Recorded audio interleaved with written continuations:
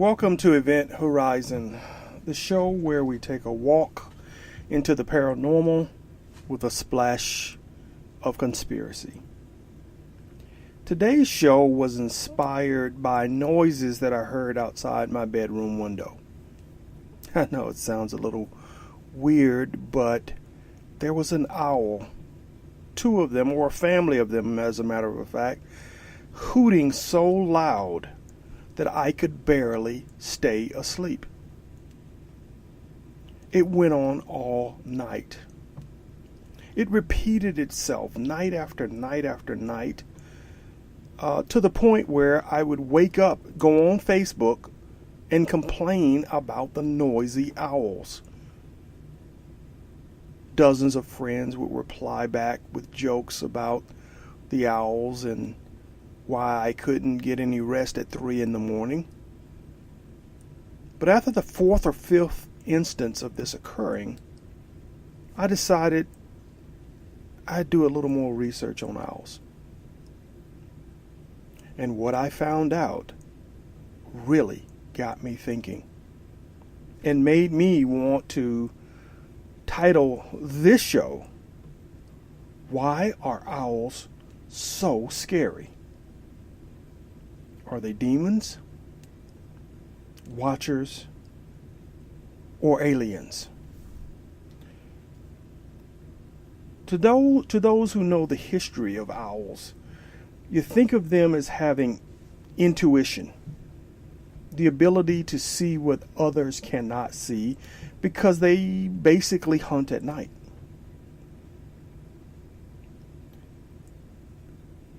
Many cultures look at the owls as having the ability to see beyond deceit or the mask that we all try to hide behind. The owl symbolizes the ability to cut through illusions and see the real meaning behind someone's actions or state of mind. To some cultures, the owl represents the departed souls. In some popular beliefs, the owls are considered bad omens, signifying the imminent death of someone close, be it a relative or someone important. That's what one of my friends wrote on my Facebook page when I posted about the constant hooting. The night owl is an animal that's typically associated with the Lord of Death in the Aztec tradition. The Celts associated the owl spirit with an animal announcing death, especially if that animal, that owl, flew through the window of a sick person. In some Native American traditions, the owl is called the night eagle, representing the moon, whereas the eagle represents the sun, kind of a yin and yang of the bird community. Now, ancient Christians saw the owl as a sign of evil and linked the owl to Lilith, who is often seen flanked by two owls, and her portraits show her with feet, clawed feet like owls. Now, for those of you who don't know who Lilith is, she's Adam's first wife. Yes, Adam got a divorce in the Bible before he moved on to Eve. And Lilith was this disobedient wife with the clawed feet who operated in the dark and killed the children of man in revenge for being pushed out of the garden. The ancient Romans thought that a feather from an owl could help you find the secrets of a sleeping person. According to other Native American cultures, every person has a designated spirit animal, which is determined by the time of year in which you're born. Owls, for people in North America, people who are probably listening to this podcast, would be representative of those folks born between November 23rd and December 21st. That's interesting because December 21st, 2012 was the end of an age.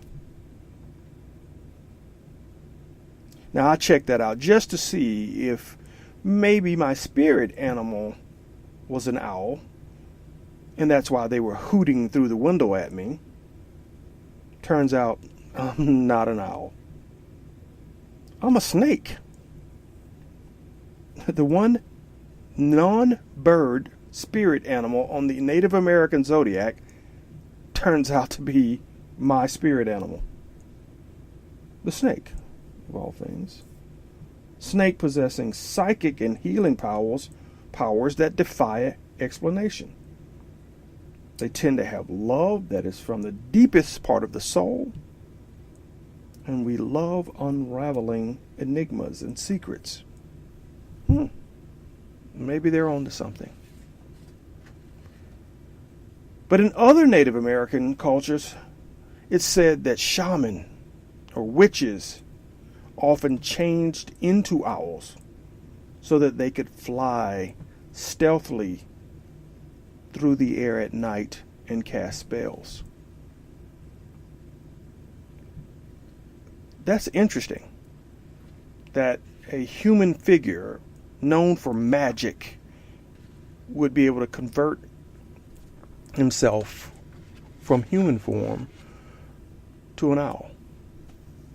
It's interesting that you have a religious belief that ties the owl again to a hybrid human, part bird, part human, and associate those two. Because as I started to dig into this owl question, those themes kept reoccurring. Human forms turning into owls. Which made me think, are these things watchers? Are these owls really servants for or active watchers in bird form, working on behalf of these entities?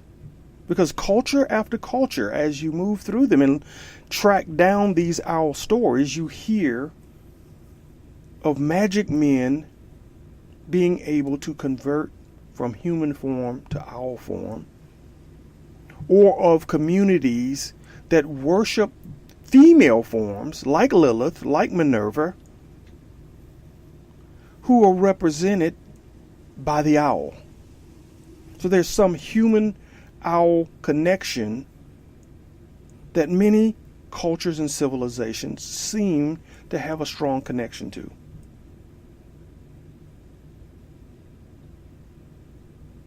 I kept digging, and found that the owl is found at Bohemian Grove. Now, for those who don't know, Bohemian Grove is an area where the world's richest and most influential men meet for 16 days for, I guess, a vacation. That's what they say. Most folks believe these guys get together and make global policy.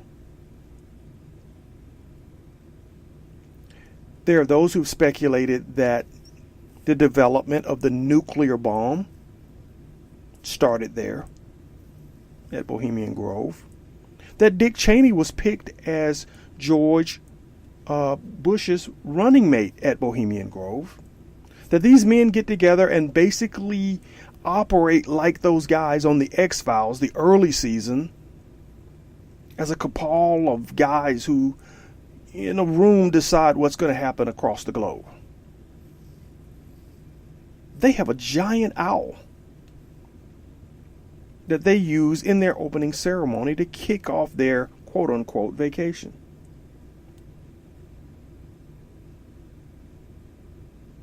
And people say, well, why would they have this giant bird there? Maybe they're drawing on all these traditions that I talked about earlier, wisdom and clairvoyance and seeing into someone's soul.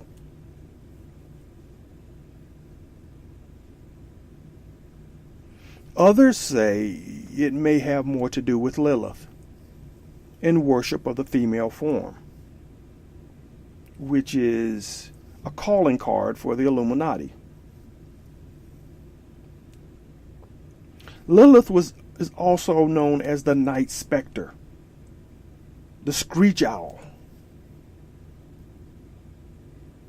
And if the giant owl at Bohemian Grove is a nod to her, it may be a nod to a much larger storyline that ties all of the Illuminati actions together. Some have argued that the place we are at today as a civilization is a result of a war, an ongoing war between the people of Yahweh and the descendants of Ezra, who's also known as a female figure linked to Lilith. And so if this giant owl pays a nod to Lilith and the followers of Ezra, these guys have staked out their ground. Because Ezra, Esther, or whatever you want to call her, as the name has morphed throughout history, has traditionally been connected with the planet Venus, the morning star, also known as the Lightbringer, a Lucifer.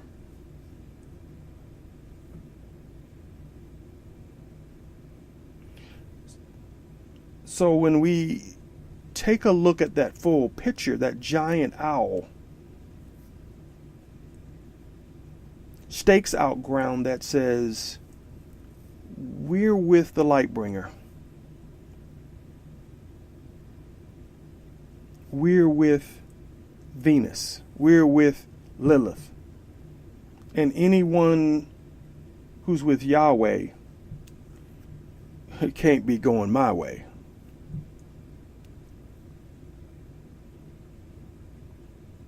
Now, this is a pretty deep rabbit hole to find myself in just because I heard owls outside my window. But I didn't stop there. I kept going. In Egypt, the owl was called Moloch or Moloch because the ears of the owl made the shape of an M, represented the owl. It's kind of an interesting twist of how that ends up into our alphabet.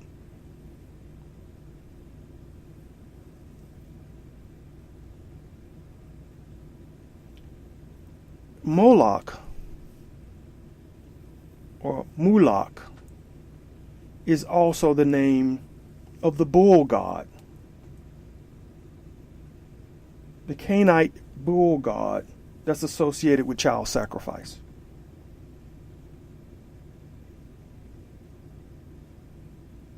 Rabbinical tradition depicted this god as a bronze bull that was usually made into a statue that was heated with fire, and the victims were thrown inside and burned alive. Human sacrifice.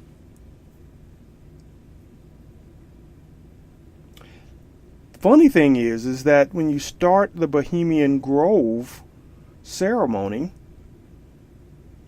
they start with a bonfire involving the giant owl and a human dummy, and they burn it to kick off the ceremony. They say to purify the proceedings and make sure that everything they do is a success. A bonfire, and I said that intentionally because that's where bonfire is drawn from, is a throwback to this Canaanite tradition.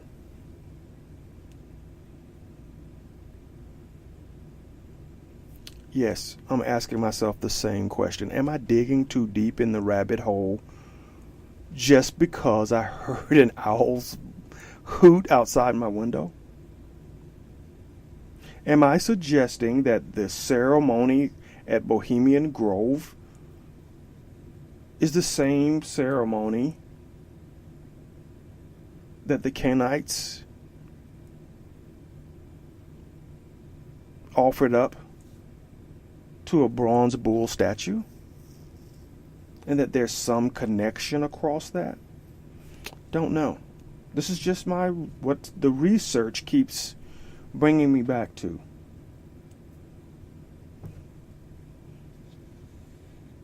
So I went a little deeper. Freemasons. Remember I mentioned earlier Minerva? Well, she's the goddess for the Freemasons.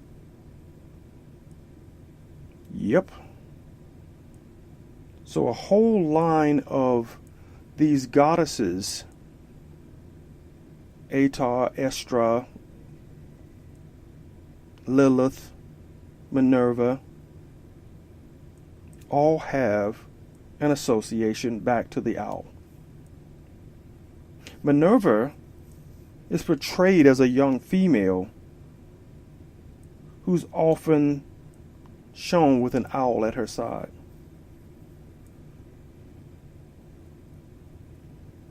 Now they say the owl to her represents wisdom, war, art, schools, and commerce.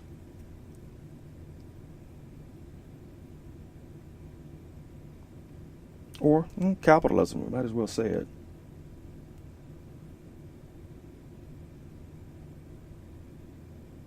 So,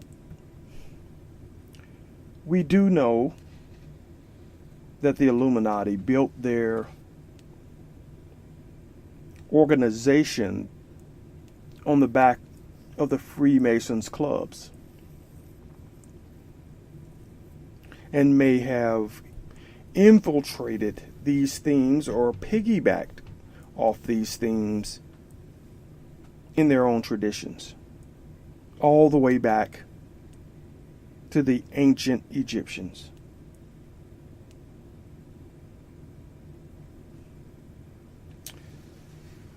So, I think I dug pretty deep.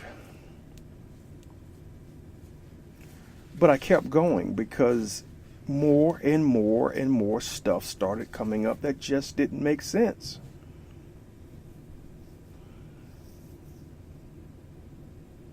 Owls being associated with the loss of time. Alien abductees often stating that before they saw unidentified flying objects, they saw owls. Yeah. That owls would either show up, land disoriented, and then the craft would appear.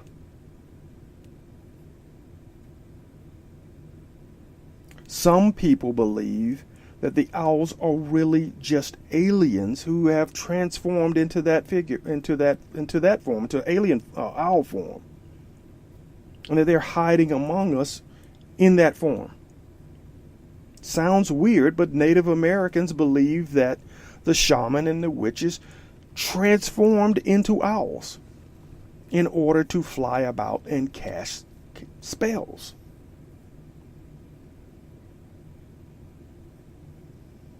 Has to be something to that if people are seeing it and thinking it and believing it. In fact, there are some people who've been hypnotized, regressed, and in the middle of the sessions, they have all seen owls.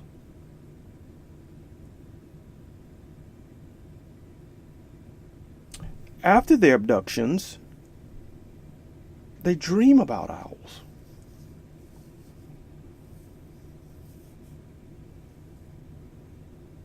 Well, my theory is on this is that there may be some connection.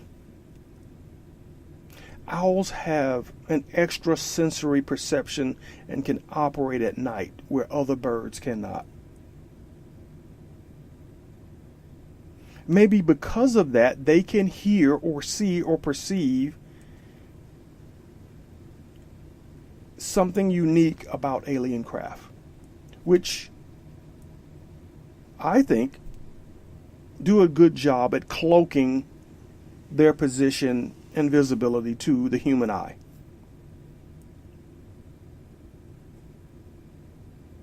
They may not be able to cloak that to an owl.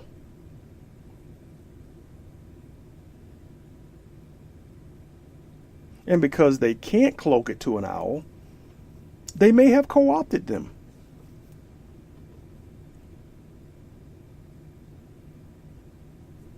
Or, conversely, they just may be a casualty of the circumstance. If they show up, owls show up because of the disturbance, sound, light, energy that is detected by the owl, and they move towards that area. You know, not unlike what we think happens to whales when DARPA fires up its ocean-based sound weapons and distorts their ability to navigate the oceans. Maybe that's what's happening here. Whatever the case, there seems to be a strong correlation in UFO sightings and owl sightings at the same time.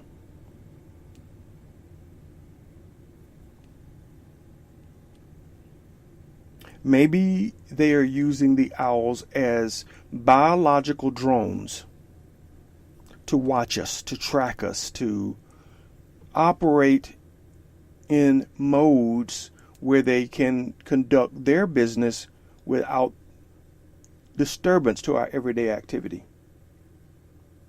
And when would that be? At night. I told you. We take a walk into the paranormal with a big splash of conspiracy. But let me tell you about why I started digging. And as I started to dig, I started to remember more of my own experiences with owls.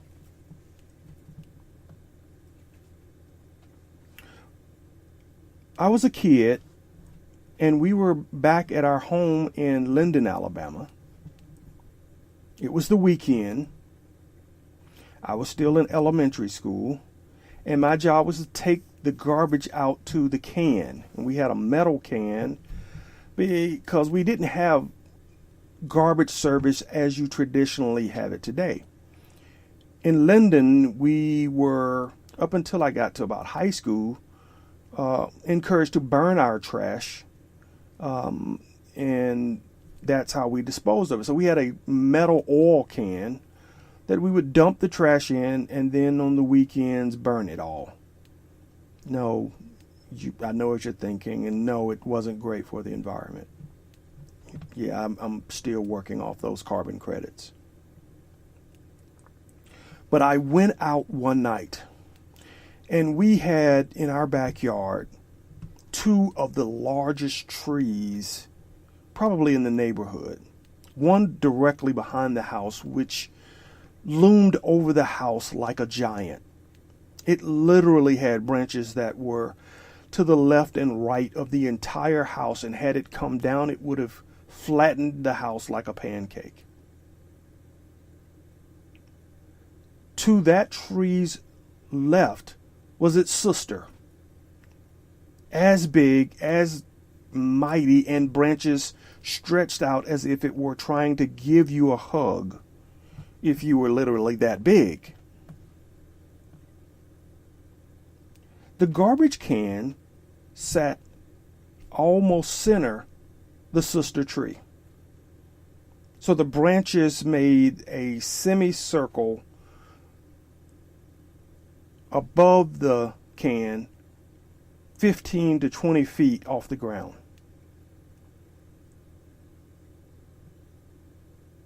I came out that night, as I most would do, and dump it into the can, and then race back to the house because for some dumb reason I never paid enough attention to dump the can before it got too dark. But that winter night, as I went to dump the can, there was the largest owl I had ever seen sitting on the branch of that tree.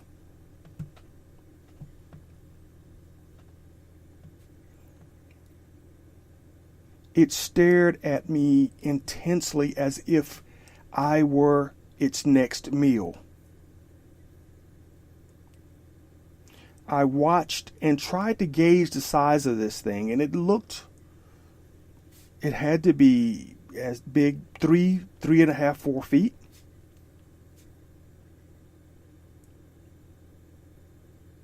I tried not to move too abruptly because I didn't want to attract attention, thinking that it maybe could pick me up and carry me off.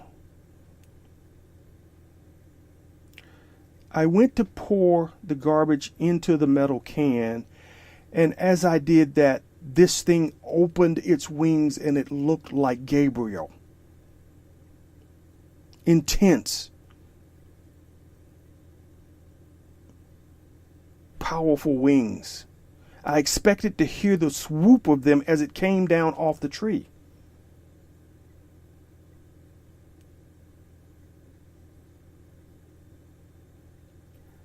I remember dropping the can, turning to run, and that's it.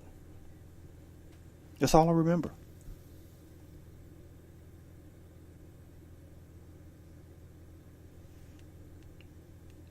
Woke up in my bed and told my brother about it the next day. I said, man, I saw a big owl. Big, huge owl. He was like, really? I said, you didn't hear that thing making all that noise? That screech when it came out of the tree?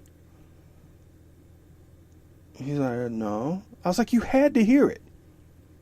Our bedroom, there was 3 of us. We shared a bedroom, bunk bed, and my brother slept in a full-size bed. His bed was right next to the window that looked right at the garbage can. It's like, how could you not hear that? Like, man, I didn't. So I didn't think anything of it. But for the next few nights, I had the weirdest dreams. I dreamt the next night that there was a monster outside the window next to my brother's bed. And he was standing there, and it was a heat monster of all things. And he wanted me to open the window. A heat monster. It was like the Blob. Gray, no form or figure, just moved like Jell-O. And he wanted to get in because we had central air, and he wanted some of it.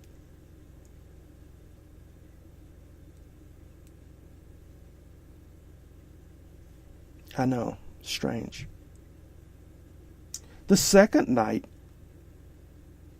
the monster was a little more defined and a lot more scary. It was a vampire, or what looked like a vampire. And he also wanted me to open the window. Now, I chalked that one up to the fact that I'd just seen Salem's Lot. And there was a scene very similar to that in that movie. But mine seemed far more real. Because this thing was outside tapping on the window, wanting me to wake up, pay attention, and open the window.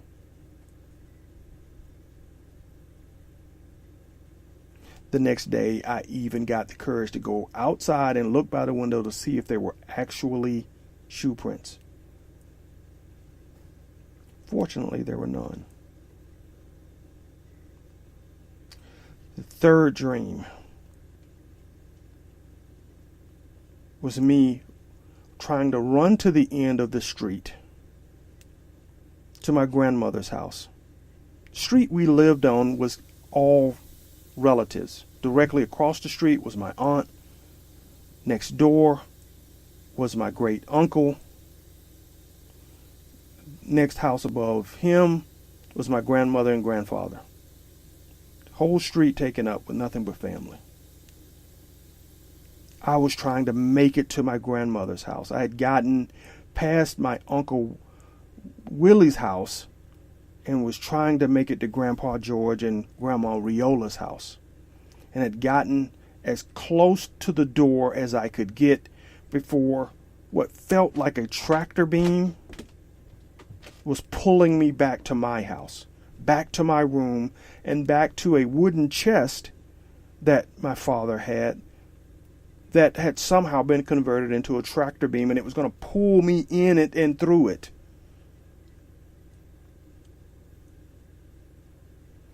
I remember being pulled back down the street, being dragged by this beam, and then suddenly my uncle appeared.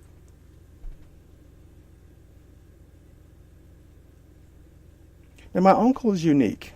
Uncle Joe was unique. Gifted young man who'd been skipped ahead in school a couple of times. And being a smart kid, they had great expectations. Grandfather and grandmother also ran a very large farm, and so every kid had to do their job on the farm.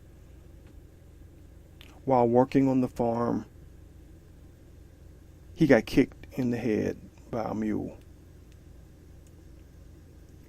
He gradually lost his ability to fully comprehend and reason in the moment. By the time I was able to really know him, he was flashing in and out of brilliance on a daily basis. But in that dream, or at least I thought it was a dream, he was standing there in all of his mental brilliance, and he looked me in the eye and said, "Transform your molecules to their heaviest state."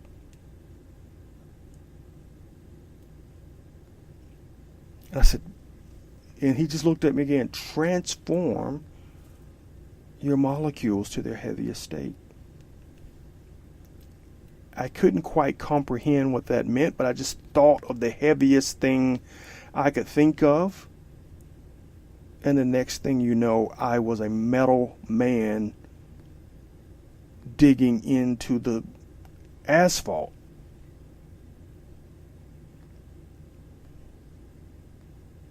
The beam became stronger because I was heavier. I wasn't moving, but I was still being dragged inch by inch back towards this footlocker.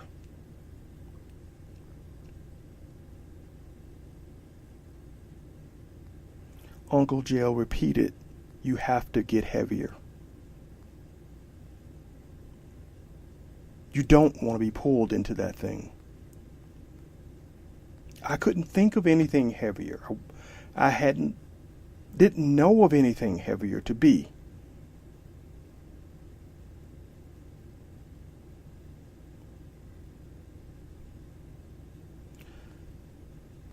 So he turned and started walking towards the footlocker.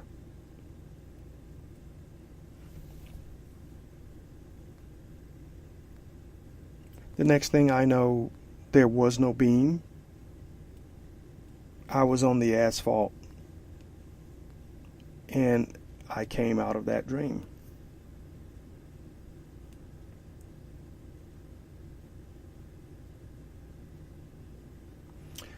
It was an interesting dream. Like I said, that started after this encounter with this magnificent, huge owl.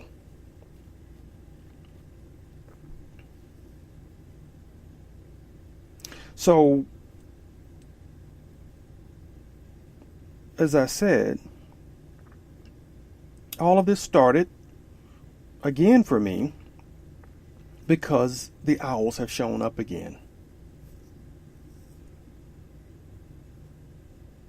I live in the heart of Atlanta, and we do have a number of different animals that seem to still cling to downtown. We have fox in the neighborhood. We have deer. This is downtown Atlanta now. We even have spottings of 2 wolves that make their way through the neighborhood at night. Some very mystical and powerful animals. Wolves, deer, and now these owls. When they first started outside my window, directly outside my window where there's a tall, gaping tree, then a second one moved in, and they seemed to be talking to each other at night.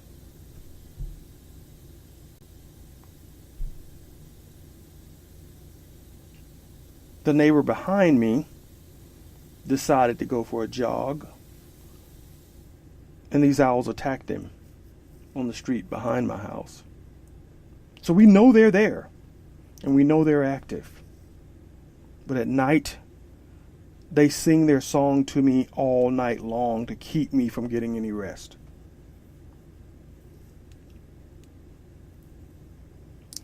So I thought maybe when I travel to go renovate houses, which is what I do for fun, I could get away from these guys. And I thought I had. Some of the houses I renovated are as many as 3.5 hours away, back in my hometown of Selma, Alabama.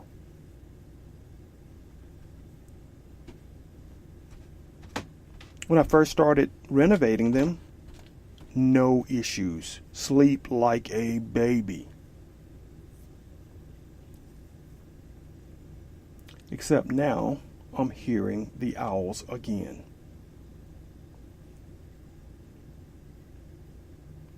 First, at the house that I started, that I worked on for about a year. Then I moved to the second house. I get a short reprieve, and they're back at it.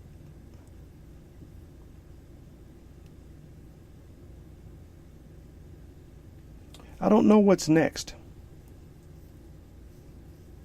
Haven't had any dreams of heat monsters or vampires tapping at my window. Haven't had anyone significant or important in my life die.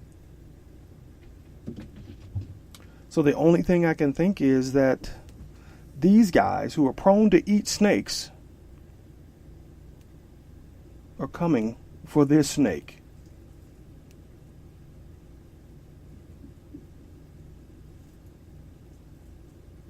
If anyone knows or has any owl repellent,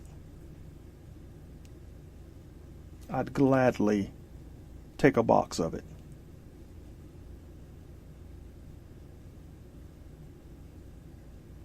Because if these guys are watchers, seems like they have their eyes on me. And if you hear these guys and have these experiences, I suggest that you start digging down the rabbit hole too. You just never know.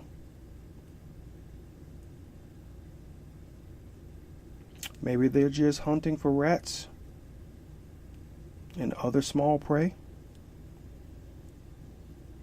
Or maybe the folks that put us here have the most clever biological drones that you've ever thought of.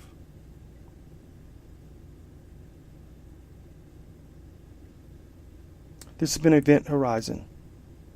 Walk into the paranormal with a splash of conspiracy.